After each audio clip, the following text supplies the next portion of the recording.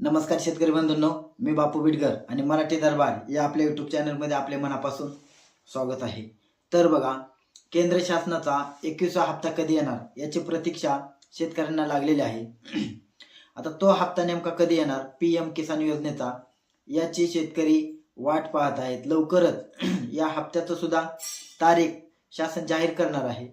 आता बघा, याच्यामध्ये एक अशीही कुणबुण आहे की जे काय आता PM किसानचा हप्ता आहे, तो जे काय दुबार हप्ता भेटत आहे, ज्या कुटुंबामध्ये 2 जणांना हप्ता भेटत आहे, असे सुद्धा जे काय हप्ते आहेत त्याची सुद्धा आता पडताळणी होणार आहे। आता ही पडताळणी आत्ताच चालू आहे का, तर नाही। तर बघा, केंद्र शासनाने ज्यावेळेस ही 2019च्या लोकसभेच्या पार्श्वभूमीवर ही योजना आणली, त्यावेळेस कुटुंबातील एकाच सदस्याला लाभ भेटणार अशी त्याची एक अट आहे। कुटुंब म्हणलं की रेशन कार्डवरती जे काही शिधापत्रिका धारक आहेत त्याच्यामध्ये प्रत्येक शिधापत्रिका धारकाला एक भेटणार, अशा प्रकारची ही अट होती। परंतु दुबार जे भेटतात, आता याच्यामध्ये पतीलाही भेटतात आणि पत्नीलाही भेटतात। तर अशी जी काही प्रकरणे आहेत त्याची पडताळणी आता जे काय केंद्र सरकार आहे ते करणार आहे।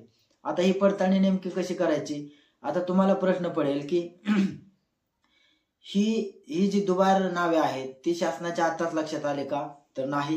पूर्वी पण शासनाची नावे लक्षात आलेली आहेत, परंतु याची नेमकी केंद्रामध्ये म्हणजे आपल्या देशामध्ये नेमकी पडताळणी कशी करायची हा प्रश्न शासनाच्या पुढे होता। परंतु ज्यावेळेस त्यांनी याच्यातून मार्ग काढण्याचं ठरवलं, त्यावेळेस त्यांच्या हे लक्षात आलं की दुबार जर ओळखायचा असेल तर कुटुंब म्हटलं की रेशन कार्डचा भाग आला, मग या रेशन कार्डची पडताळणी करायची। रेशन कार्डचा डाटा आणि PM किसानचा डाटा याची पडताळणी केल्यानंतर जे दुबार आहेत त्याची पडताळणी होणार आहे आणि त्याच्यामधून जे काय पतीलाही भेटतात आणि पत्नीला भेटतात असे जे काही प्रकरणे आहेत ते आता 21व्या हप्त्याला त्याच्यातून वगळू शकतात, अशी सुद्धा दाट शक्यता आहे।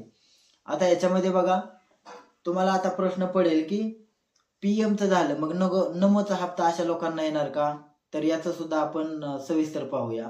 तर PM किसान याच्या धर्तीवर आपलं जो राज्य सरकार आहे त्यांनी नमो शेतकरी महासन्मान योजना ही योजना आणलेली आहे। यामध्ये बघा, केंद्र सरकार वार्षिक 6,000 रुपये देतं आणि राज्य सरकार वार्षिक 6,000 देतं। तर जे कोण PM ला पात्र आहेत तेच नमोला इकडे पात्र राहणार आहेत। त्याच्यामुळे जर एखादं असं कुटुंबातलं पडताळणीमध्ये आढळलं की त्यांना PM किसानच्या यादीमध्ये ज्यांनी ती जी काय अट आहे त्याच्यामध्ये बसत नाही, तर अशी लोक PM मधून वगळल्यानंतर PMची जी काही लिस्ट असते ती राज्य सरकारकडे येत असते आणि त्यानुसारच हे नमोचे पैसे वाटप करण्यात येत असतात।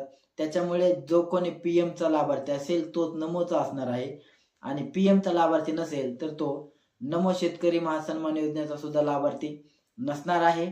त्याच्यामुळे ऑटोमॅटिकच PMचा हप्ता बंद झालेल्यांचा सुद्धा नमोचा हप्ता बंद होणार आहे। त्याच्यामुळे एक आता हे अधिकाऱ्यांमध्ये अशा प्रकारचं वातावरण आहे।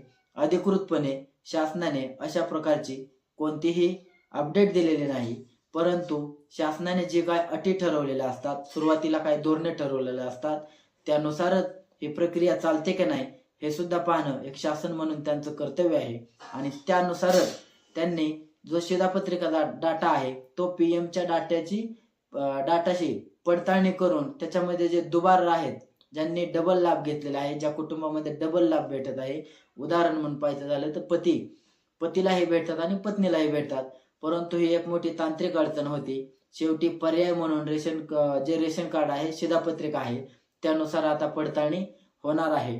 त्याच्यामुळे बघा, अधिकृत जरी शासनाने या बाबतीत काही अपडेट दिलेली नसली तरी सुद्धा याच्या हालचालींना आता वेग आलेला आहे। त्याच्यामुळं शासन जे कोणी दुबार PMचा लाभ घेत असेल अशांचा लाभ बंद करणार आहे। लवकरच या 21व्या हप्त्याच्या अगोदर सुद्धा ही प्रक्रिया पूर्ण होऊ शकते। त्याच्यामुळे बघा, ज्या कुटुंब म्हणजे रेशन कार्डमध्ये असलेली व्यक्तींची संख्या, तर एका रेशन कार्डमध्ये जर पती आणि पत्नी लाभ घेत असेल किंवा त्यांची एका ठिकाणाहून दुसऱ्या ठिकाणी 2-3 ठिकाणी जमीन असेल आणि ते लाभ घेत असतील तर अशांचा हप्ता कोणाचा तरी एकाचा बंद होऊ शकतो। त्याच्यामुळे बघा, हे जे पडताळणीचं धोरण शासनाने आखलेलं आहे ते एक त्यांनी जी काही नियम असतील, अटी असतील, त्याचं उल्लंघन करणाऱ्या शेतकऱ्यांचं नक्कीच बंद होणार आहे. त्याच्यामुळे बघा शेतकऱ्यांना प्रतीक्षा आहेत की 21वा जो हप्ता आहे तो नेमका कधी येणार. परंतु बघा लवकरच याची तारीख जाहीर केली जाऊ शकते आणि जर याच्यामध्ये कोणाचं नाव आलं नाही तर त्या बाबतीत सुद्धा शासन एक परिपत्रक काढून सर्व शेतकऱ्यांच्या माहितीसाठी सुद्धा हे डिक्लेअर करू शकते की जी नावं कमी झाली ती कशामुळे कमी झाली, पडताळणीची प्रक्रिया नेमकी कुठल्या पद्धतीने आखली, तर हे सुद्धा शासन जाहीर करेल. आणि ज्या वेळेस शासन अशा प्रकारची कुठली अपडेट देईल तर ती अपडेट तुमच्यापर्यंत पोहोचवण्याचा आमचा 100% प्रयत्न राहणार आहे. कारण शेवटी शासनाने जी काय अपडेट दिलेली असते ती आपल्या शेतकऱ्यांपर्यंत पोहोचवणं हे सुद्धा आमचं कर्तव्य आहे. आणि या बाबतीत जर काय अशा प्रकारची अपडेट आली तर ती आम्ही तुमच्यापर्यंत नक्की पोहोच करू. धन्यवाद.